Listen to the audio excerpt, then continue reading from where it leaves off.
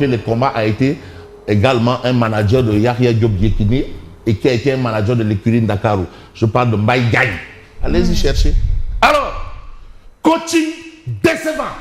Aïe, aïe. Coaching décevant. Donc, le match là, c'est Pape Thiaw qui l'a perdu. Pape Thiaw, l'enfant de Kognou Tapet à Biscuiterie.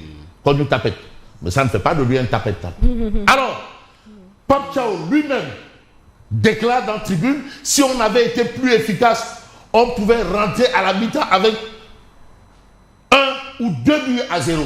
Ça, c'est l'avis de Pape Faye. Pape Thiaw. Non, Pape Faye Bédina, on n'a rien à voir avec ça.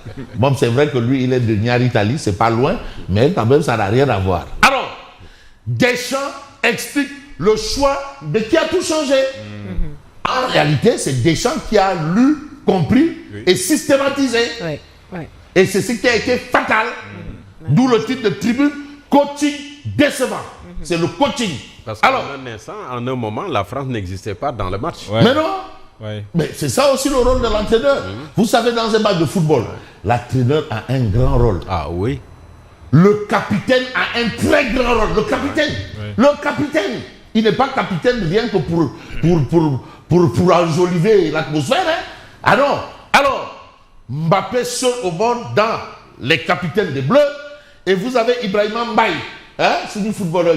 Nous Mbaye. Tonton Mansour Mbaye. Ibrahima Mbaye rejoint Pelé.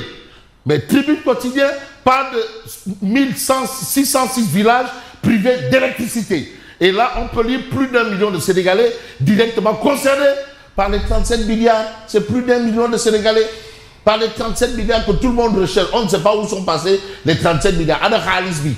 Personne ne peut vous dire que c'est là. On n'a pas vu le matériel, on n'a pas vu où ça a été stocké. Mais l'argent a été quand même décaissé. Mais maintenant, ça a été décaissé pourquoi? C'est allé où? Où est-ce que l'argent est parti? Et la société qui a contracté avec Laser, est-ce que cette société est visible sur le terrain? Waouh! Le directeur sortant de Azer avait déjà dit non, il faut pas continuer, il faut bloquer. Le gars Kan là, il a dit hey, ça il y a un souci. Personne ne les a entendus. Donc les gens ont foncé tête baissée. Mais finalement, qui sont concernés? Ceux qui sont concernés par cette histoire-là, il faut qu'ils soient mis, c'est-à-dire sur la place publique. Voilà. Alors, on reste avec Tribune Quotidien qui nous dit nommé par le président Diomaye, Abdoul Majid Gueye prend les commandes de la Cour des comptes. La Cour des comptes. La Cour des comptes. Non, ça va être de quoi. Il y avait certifié des dépenses avant de revenir pour une dette cachée. C'est pas la même Cour des comptes. C'est la même Cour des comptes. Non, mais vous savez... Non, je voulais juste la précision. Donc si, qui avait certifié des dépenses et qui est revenu pour dire non, effectivement, il y a quelque chose. L'autre a dit, ah bon, d'être odieuse.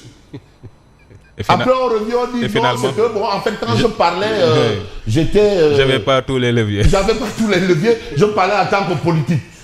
Mais on se souvient qu'on nous a fait comprendre ici que donc, quand j'étais au pavillon spécial là, demain il y a d'autres gololo gars. Dara je n'avais absolument rien. Et c'est le même qui nous a parlé d'odieuse et qui vient nous dire que non, j'avais pas tous les leviers. Comme ça. Alors, non. Après, nous baillons non. Après, nice. Non, mais non. Mais Bougane Gueye, il dîner là.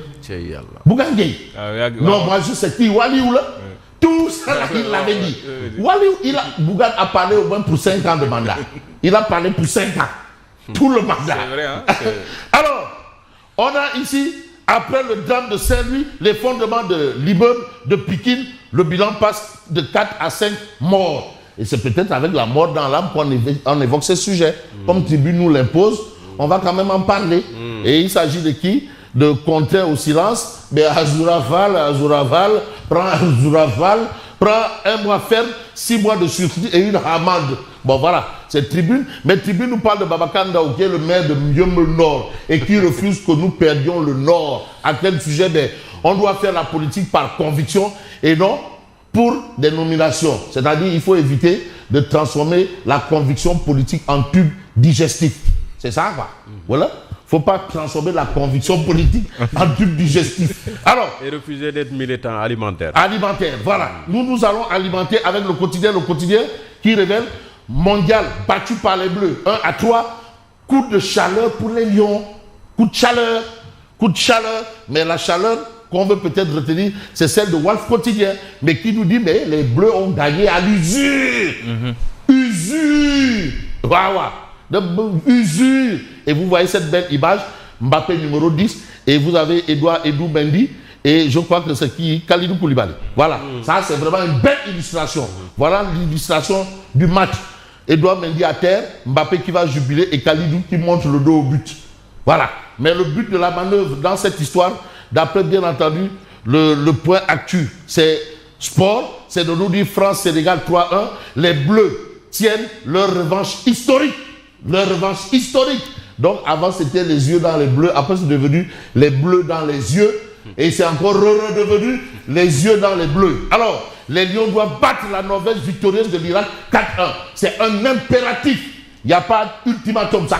Il n'y a pas autre chose à faire là-bas. Mais ce que fait en tout cas un autre journal qui s'appelle Critique, c'est de nous dire clairement, France-Sénégal, leçon d'une défaite, les déchets tactiques et les faiblesses du Sénégal. Ouais. Déchets tactiques. Ah oui, un match de football, c'est pas seulement être là, les gens qui courent, le ballon et autres, mais il y a des choix tactiques. Il y a une dimension tactique très importante. Mais le football,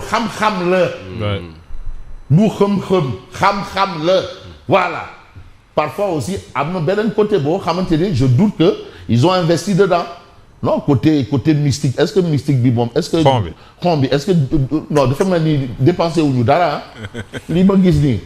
Non, dépenser au Nudara. Non, est-ce que Genou Sarah? Ouais, il faut vérifier l'équipe nationale. Vos compagnons qui traînent parfois ici, là, ils peuvent aller là-bas faire le boulot. Eux, ils sont pour moi. Non, ils peuvent aller là-bas faire le job. Non. Il faut les envoyer en mission. Non, il faut les laisser ici. Aujourd'hui, je suis venu avec vous. Soit nous gagnons curry, ou le bopoubeï, ou le glace, ou le sow. En tout cas, il faut, parce qu'il faut... Ou le pain chocolat.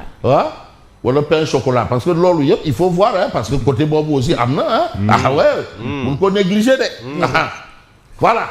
Mais de toutes les façons, on va évoluer dans cette actualité, mais vraiment marqué par cette histoire avec l'informateur. Phase finale de la Coupe du Monde, les Lions ont raté leur entrée en lice. France 3, Sénégal 1. Il faut tout simplement rebondir. Il n'y a pas autre chose. Donc la pression est dans le camp des Lions. La pression est sur Pac Thiaw. Tous les yeux sont rivés sur Pac Thiaw. Vaincre ou périr. Vaincre ou périr. Ouais. Ça, tu vas voir ce titre-là le jour du match Sénégal-Norvège. C'est des Vikings, hein? Ouais, c'est des Vikings. C'est des Vikings, hein? On gagne ou on meurt. Attention. Alors, vous avez un relief quotidien qui nous dit Cour des comptes Abdoul Majid Gueye nommé premier président par Bassirou Diomaye Faye. Et puis vous avez droit de l'enfant, la marque de Anne célèbre la journée de l'enfant africain autour de l'eau, de l'hygiène et de la réinsertion. Mais il faut évoquer un peu ce titre du peuple quotidien. France-Sénégal, c'est l'Afrique qui aura battu l'Afrique. Ce sont des propos. La boutade choquante de Sonko fait polémique au-delà de nos frontières. Le peuple quotidien. La boutade choquante de Sonko fait polémique au-delà de nos frontières. Ça, c'est ce que nous livre le peuple quotidien. Pourquoi cette boutade fait polémique? En tout cas, nous allons rester justement dans le diagnostic du match, un peu dans l'analyse. Et le témoin quotidien parle de Mondial 2026 Sénégal-France. 45 minutes de rêve, 45 minutes de cauchemar. C'est ça. Pas plus. Amadou Lidjom, notre ami Aboli, 45 minutes de rêve, 45 minutes de cauchemar. Pas plus, pas moins. C'est ça. C'est ça le match. Ah oui, la leçon de Deschamps à Pac Thiaw. C'est ça. C'est pas que c'est la guerre. On ne joue pas à la guerre. La leçon de Deschamps à Pac Thiaw, le naufrage physique, mais des papilles. Parce que vraiment, Sadio Mané, Kalidou Koulibaly, Ghana, vraiment. Attends, Qu'est-ce qui s'est passé? Ils ont mangé du darid avant d'aller jouer. Ils n'ont pas mangé du darid. Ou bien du mafé. Ah ouais, il y a l'entraîneur d'une équipe de la banlieue là, qui se plaignait du fait qu'on ait donné à ses joueurs du mafé à 1h du match. Du mafé. Et vous voulez réussir comme ça. En tout cas, on peut s'intéresser justement, et vous avez ça dans, bien entendu, le Témoin quotidien. Bilan alourdi du drame de Pikine Saint-Louis.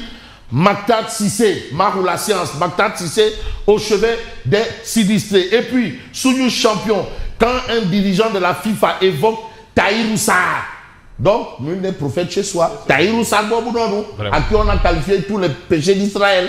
Et aujourd'hui, au niveau mondial, on évoque Tahirou Sarr comme étant un homme de la matière et en la matière. Mais matière glisse contre matière grasse, je crois que je vous dirai merci et bonne continuation. Merci beaucoup Lucien, à tout à l'heure pour la revue de presse.